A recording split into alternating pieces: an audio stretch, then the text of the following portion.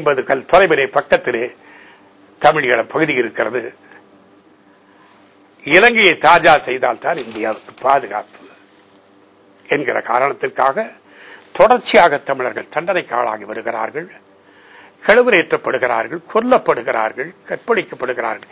எல்லாவற்றுக்கும் காரணம் இந்த இந்தியாவினுடைய பூகோள அமைப்பு தான். அதனாலே ஒரு பூகோளமே பரிபீடமாய் என்று நான் புத்தகம் எழுதியிருக்கிறேன். அதில் எல்லா விவரங்களையும் எழுதியிருக்கிறேன். இல்ல அதுக்கு நீங்க சொல்ற மாதிரி பாத்தீங்கன்னா பூகோள அமைப்பு, இயற்கை அமைப்பு அப்படி இருக்கு. பள்ளிவிடமா தமிழகம். நான் என்ன சொல்லுகிறேன், நான் ஒரு முறை இந்திரா காந்தி அம்மையார் சொன்னார், நான் வங்காளதேசத்தை மீட்டு தந்ததை போல தமிழீழத்தை மீட்டு தருவது கூட சரி என்று கருதுகிறேன். கல்யாண சுந்தரம் மறைந்த கல்யாண சுந்தரத்திடத்திலே சொன்னார். கல்யாண சுந்தரம் என்னோடு வந்து பேசிக் கொண்டிருக்க சொன்னார். ஆனால் முக்திவாகினிக அனுப்பி வங்காளதேசத்தை பிரித்து தந்ததை போல தமிழீழத்தை கூட விடுதலை செய்து கொடுத்து விடலாம். ஆனால் அதனுடைய தாக்கம் தமிழகத்துக்குள்ளேயும் வரும். அதனாலே நான் தவிர்க்கிறேன் என்றார். நான் அதற்கு பதிலளிக்கிற மாதிரி ஒரு ஈழ விடுதலை மாநாட்டிலே நான் பேசினேன். நீங்கள் முக்திவாகினியை அனுப்பியதைப் போல நீங்கள் யாரும் படை அனுப்ப வேண்டாம். எங்களுடைய பிள்ளைகளுக்கு ஆதரவு கரம் நீட்டுங்கள், வாழ்த்து சொல்லுங்கள். அவர்கள் தாங்களாகவே வென்றெடுப்பார்கள். அப்படி வென்ற பின்னாலே நீங்கள் எந்த நிலத்தின் வழியாக உங்களுக்கு ஆபத்து வரும் என்று கருதினீர்களோ அந்த திரிகோணமலையும் யாழ்ப்பாணமும் திரிகோணமலை என்னுடைய தமிழீழ பகுதியிலே தான் இருக்கும். தமிழர்கள் நன்றி உள்ளவர்கள். திரிகோணமலை யாருக்கும் தத்தம் தானம் செய்து யாருக்கும் தத்தம் கொடுத்து இந்தியாவுக்கு ஆபத்து வருகிற மாதிரி நிலைமை ஒப்புக்கொள்ள மாட்டார்கள்.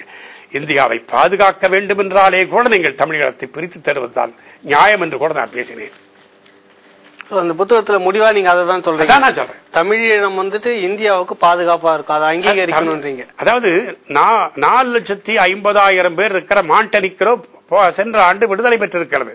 2006 மே மாதத்திலே 4,50,000 பேர் இருக்கிற ஒரு நாடு விடுதலை பெற்றிருக்கிறது. இங்கே தினசரியும் கொலை நடக்கிறது, வான்வழி தாக்குதல் நடக்கிறது.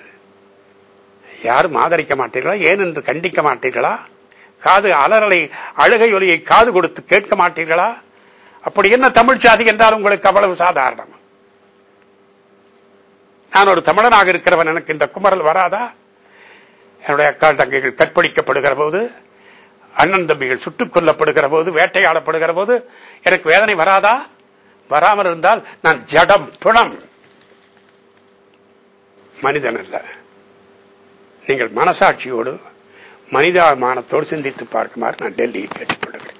இந்த விஷயத்துல ரொம்ப ஒரு முடிவாதான் நீங்க முடிவெடுத்துதான் நீங்க பேசிக்கிட்டு இருந்தீங்க. இப்ப தமிழக அரசியல் சம்பந்தமா கடைசியா ஒரே ஒரு கேள்வி மட்டும் கேட்டுடலாம். தமிழக அரசியல் பற்றி ஒன்னும் இல்ல. தமிழக அரசியல் இப்ப இருக்கக்கூடிய கலைஞர்களுடைய திராவிட முன்னேற்ற கழக ஆட்சி எப்படி இருக்கு? நடிகர் விஜயகாந்த் எதுவும் சரியில்லை அப்படின்னு குற்றச்சாட்டு சொல்லிட்டு இருக்காங்க. இந்த பக்கம் ஒரு ஆட்சி வந்தால் அது சரியில்லை என்று சொல்வதை சொல்லுவது பாதி நியாயம் இருக்கும், பாதி அநியாயம் இருக்கும்.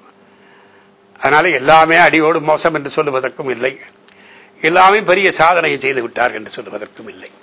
அடுத்த தேர்தல் வந்தா என்ன, எப்படி? அடுத்த தேர்தல் என்பது மிக குழம்பி போய் கிடக்கிற கோவத்திலே மீன் பிடிக்கிற மாதிரி மோசமாகத்தான் இருக்கும்.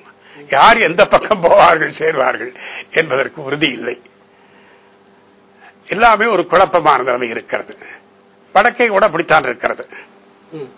அதனாலே வருகிற காலம் இன்னும் சொல்ல போனால் இந்தியாவிலே ஒரு தனித்த கட்சியினுடைய ஆட்சி இனிமேல் எந்த ஜென்மத்திலையும் வராது.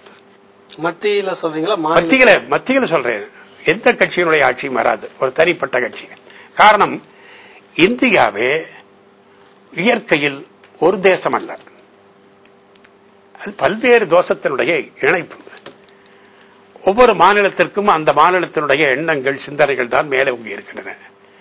உலகத்திலே 269 நதிகள் 2 நாடுகள் கடந்து 3 நாடுகள் கடந்து போய் கொண்டிருக்கின்றன.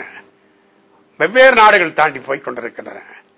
ஆனால் அண்டை மாநிலமாக இருக்கிற நாம ஒரு தாய் மக்கள். நாம் அண்டை மாநிலமாக கர்நாடகாவிலிருந்து ஒரு சொட்டு தண்ணீர் விட மாட்டேங்கிறான். இதுதான் இந்தியாவினுடைய ஒருமைப்பாடு வாழ்க. இவ்வளவு நேரமும் குமுதம் இணையதளத்துக்காக கேட்ட எல்லா கேள்விகளுக்கும் ரொம்ப உணர்வு பூர்வமாக விளக்கமாக பதில் சொன்ன உங்களுக்கு ரொம்ப நன்றி. உலகத்திலே உலகமெங்கும் வாழுகிற என்னுடைய சொந்த பந்தங்களுக்கு, தமிழ் சாதிக்கு சொல்வது, உலகத் தமிழர்களே ஒன்று சேருங்கள் என்பதுதான்.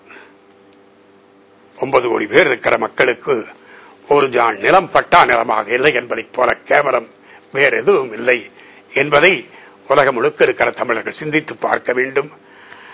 அவர்கள் தங்களை தாங்களே ஆண்டு கொள்ளுகிற சுதந்திரமான மனிதர்களாக, மற்ற சமுதாயத்தினைப் போல தலை நிமிர்ந்து நடக்கிறவர்களாக, எங்கோ போய் கூலி மக்களாக ஏதோ ஒரு புறம்பெயர்ந்து போய் தங்களுடைய சொந்த நிலத்தை இழந்து போய் வாழ்ந்து கொண்டிருக்கிற கொடுமைகள் எல்லாம். எனக்கு 73 வயதாகிறது. என்னுடைய கண்ணார நான் அவர்கள் சுய ஆதிக்கத்தோடு, சுய மரியாதையோடு எல்லா மனிதர்களுக்கும் சரிநிகர் சமானமாக வாழ்வதை பார்க்க வேண்டும் என்பதுதான் எனக்கு ஆசை. தனிப்பட்ட முறையிலே எனக்கென்ற ஆசை எல்லாமே அற்று போய்விட்டது. என்னுடைய தமிழ் சாதி வாழ வேண்டும், தன்மானத்தோடு தன்னுரிமையோடு வாழ வேண்டும் என்பதுதான் என்னுடைய ஆசை என்பதை உலகத்திலே இருக்கிற என்னுடைய உயிரினும் இனிய தமிழ் மக்களுக்கு நான் தெரிவித்துக் கொள்ளுகிறேன். என்னுடைய ஆசை இது, என்னுடைய வேண்டுகோள் இது. உலகத் தமிழர்களே ஒன்று சேருங்கள். வணக்கம், வாழ்த்துக்கள், நன்றி.